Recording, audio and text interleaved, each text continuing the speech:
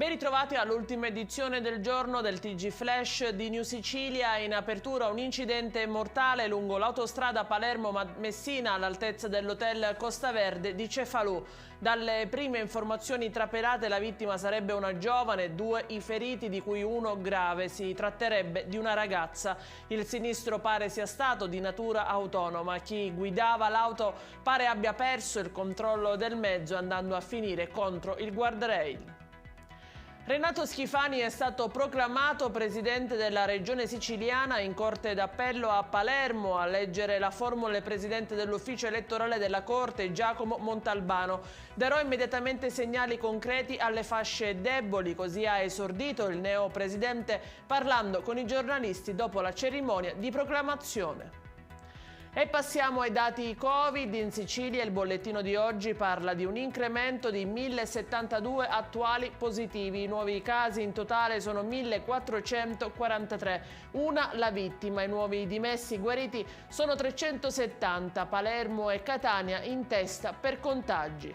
In Italia invece sono oltre 45.000 nuovi casi di coronavirus nelle ultime 24 ore, decessi in lieve aumento da 60 a 66. Il tasso di positività scende dal 19,5% al 19,2%. Dopo diversi giorni tornano a calare i ricoveri nei reparti ordinari. In terapia intensiva sono da registrare 8 pazienti in più.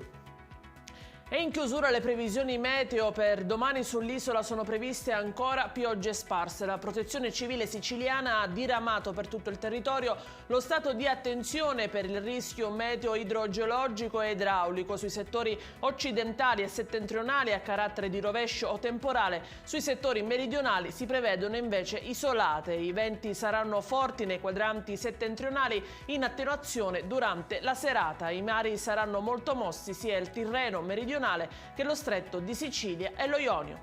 È tutto per questa edizione. Dalla redazione di New Sicilia l'augurio di una buona serata.